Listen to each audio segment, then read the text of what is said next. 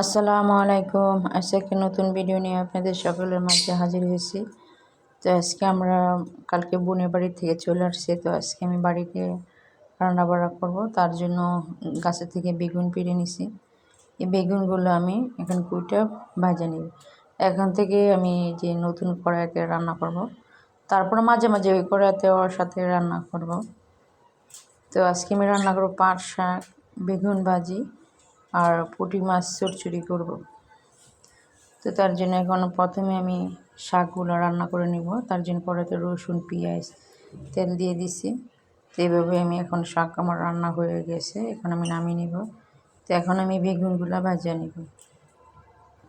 বেগুনগুলো এইভাবে আমি ভেজে নিব হালকা তেলে, হালকা করে এভাবে ভাজা। পেঁয়াজ, হলুদ, মরিচ দিয়ে ধনিয়ার গুঁড়া, আদা রসুন বাটা আমি দিয়ে দিব এগুলোতে।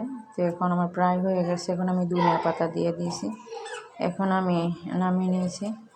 তো এখন আমি পুঁটি মাছ চচ্চড়ি দেবো, তার জন্য হলুদ, মরিচ, আদা রসুন বাটা সব একসাথে দিয়ে দিয়েছি। তো এইভাবে আমি এখন চচ্চড়ি করে নিব।